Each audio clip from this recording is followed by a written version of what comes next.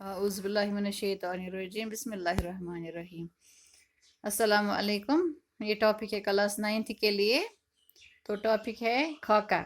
नज़ीर अहमद की कहानी कुछ मेरी और कुछ उनकी ज़ुबानी। ये खाका मिर्ज़ा फ़रहतुल्लाह बेग ने लिखी है। 1838 ईस्वी में पैदा हुए और 1947 ईस्वी में उन्होंने वफ़ात पाई, मिर्ज़ा फ़रहतुल्लाह बेग ने। तो खाका किसे कहते हैं ये मैंने आपको पढ़ाया है, थोड़ा सा मैं उस पर रोशनी डालूंगी। खाका ये एक नसर की एक किस्म है, जिस तरह नावल अफसाना बाकी है, इसी तरह खाका भी है। खाका नसरी अदब की एक सिनफ है, अंग्रेजी में उसको स्केच कहते हैं।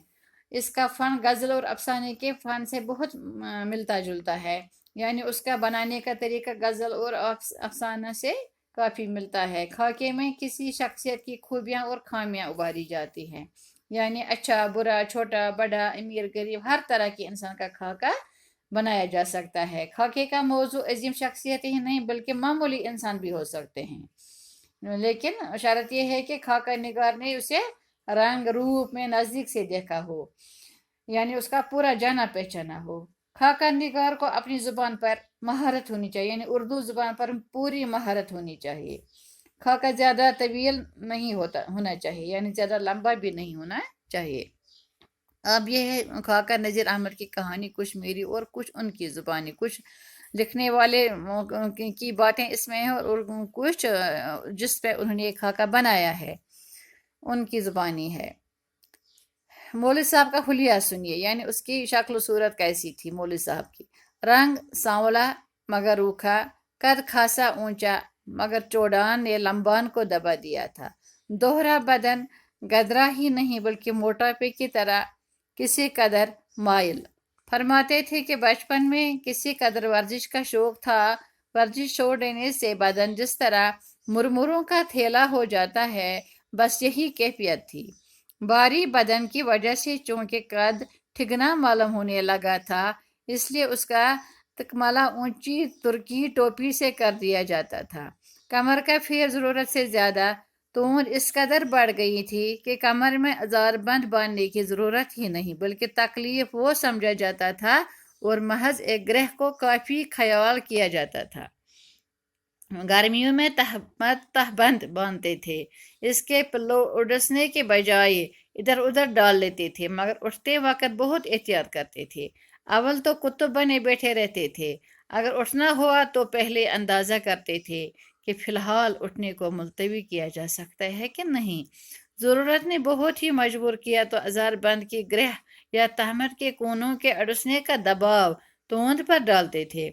सर बहुत बड़ा था, मगर बड़ी हद तक उसकी सफाई का इंतज़ाम कुदरत ने अपने इख्तियार में रखा था। जो थोड़े रहे सहे बाल थे वो अक्सर निहायत एहतियात से साफ करा दिए जाते थे, वरना बालों की ये कगर सफ़ेद मुकेश की सूरत में टोपी के किनारों पर जालर का नमूना हो जाती थी। आंखें छोटी छोटी जरा अंदर को धुंसी हुई थीं, भुएं घनी और आंखों के ऊपर साया फगन थीं। आंखों में गजब की चमक थी, वो चमक नहीं जो गुस्सा के वक्त नमूदार होती है, बल्कि ये वो चमक थी जिसमें शोखी और जहानत कूट कूट कर भरी थी। अगर मैं उनको मुस्कुराती हुई आंखें कहूँ तो बेजा न होगा। किला जबड़ा बड़ा जबरदस्त पाया था, क्योंकि दहाना भी बड़ा था और पेट के मुहित ने सांस के लिए गुंजाइश बढ़ा दी थी, इसलिए नहायत ऊंची आवाज में बगैर खींचे बहुत कुछ कह जाते थे। बस फिलहाल मैं इस तरह यहाँ तक मैं आपको समझाऊंगी। उनका हुलिया कैसा था, यानी ये वो कैसे थे, रंग क्युत ओसुस, कद क्युत ओसुस, मोचर कोता ओसुस, एथ मस सुई को हुलिया। रंग सांवला मगर रूखा। सांवला किसको कहते हैं? सांवला कहते हैं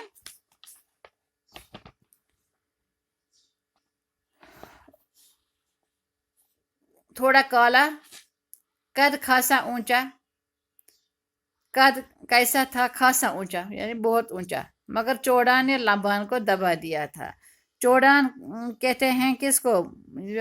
मुठ। चौड़ान वारिया मुठ, लंबान वारिया जूठ, मतलब चौड़ान ने लंबान को दबा दिया था। यूता उस अमन मज मचर कि इहज लंबाई सह अत कहें, दोहरा बदन गदरा ही नहीं बल्कि मोटापे की तरह किसी कदर मायल। दोहरा बदन यानी बहुत मोटा, गदरा ही नहीं मजबूत योत ओसनस कह बल्कि मोटापे की तरफ किसी कदर मायल, यानी वारिया ओस अमिस मन मचर ते और ओस मजबूत ते। फरमाते थे कि बचपन में किसी कदर वर्जिश का शौक था। पान फरमावान कि मे ओस बचपनस मज खास मतलब वर्जिश करने शौक क्या। वर्जिश छोड़ देने से बदन जिस तरह मुरमुरों का थैला हो जाता है, बस यही कैफियत थी।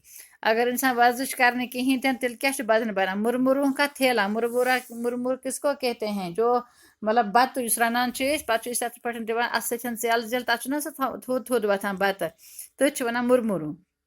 मुरमुरों का थैला हो जाता है, मतलब ये इंसान तुथी बना इत पे फक बसिस दिवान यह तुथ बना अम सुंद जिसम युस वर्जिश करान कहीं।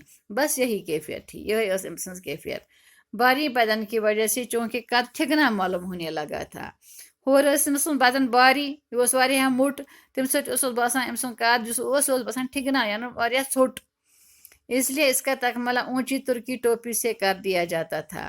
अम सुंद तकमला कर ऊंची टोपी, तकमला वनान मतलब ततमा, ऊंची तुर्की टोपी से कर दिया जाता था। ये थज टूप तुर्की टूप। कमर का फेर जरूरत से ज्यादा, कमर उस वारिया मोट जरूरत खत ज्यादा।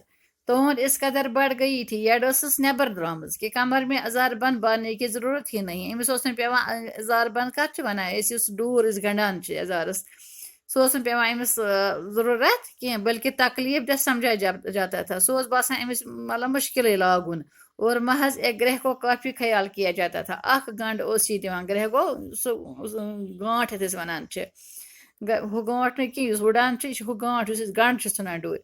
गर्मियों में तहमद या तहबंद कहते हैं बांधते थे। गर्मियन मज लगावान नेबरिम तम पंजाब तम लोंगे, इसके पिल्लो अडसने के बजाय इधर उधर डाल लेते थे। ये हैकत कि यह थाहे अमुक यह लोट बंद, यह और योर दिवान छका अमिच लोट।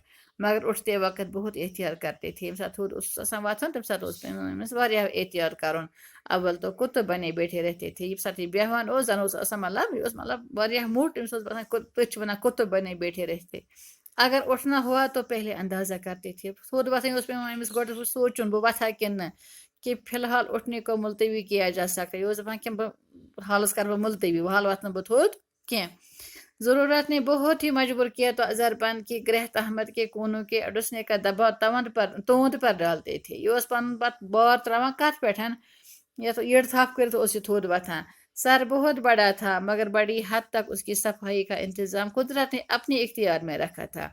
कलोस अमिस वारिया बोड़, मगर पत वनान बड़ी हद तक उसकी सफाई का इंतजाम कुदरत ने अपने इख्तियार में रखा था। अल्लाह ताला ने अमिस सफाई इंतजाम पानस अत रोट, मतलब गो कि अमिस खास मस कलस मज अल्लाह ताला थोमुत कह। जो थोड़े रहे सही बाल थे वो अक्सर नहायत एहतियात से साफ करा दिए जाते थे। अगर अमिस थोड़ा बहुत कलस पे बाल लकड़ मस कम कम, वो अक्सर नहायत एहतियात से साफ करा दिए जाते थे। बड़ एहतियात सन पेवान अमिस मस साफ थवन, वरना बालों की एक अगर सफ़ेद मुकेश की सूरत में टोपी के किनारों पर जालर का नमूना हो जाती थी। ना तो पेवान यह तोन तोन मस कत पे टोपी के किनारों पर टोपी कलस पे तल मस नान, यह बसान जन ते जालर। आंखें छोटी छोटी जरा अंदर को दुसी हुई थी। अच नीचे नीचे मगर आस्तमा अंदर दुसी हुई थी, वह मतलब सनी अच। बुवें गनी और आंखों के ऊपर साया फगन थी। बुम आसस वारिया गने तो आंखों के ऊपर साया फगन को इस पे आसे मतलब साया डालने वाला। अमिस बुमन हुन जन अछन पे तमुक साया तीस गन तो जेच बुम। आंखों में गजब की चमक थी, वो चमक नहीं जो गुस्सा के वक्त नमूदार होती है।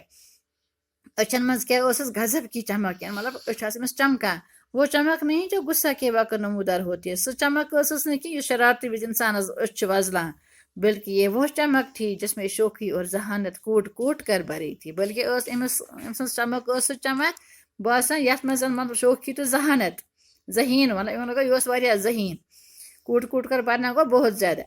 अगर मैं उनको मुस्कुराती हुई आंखें कहूँ तो बेजाना होगा। अगर वो तमन वन मुस्कुराती हुई आंखें तो गलत छु ना क्या।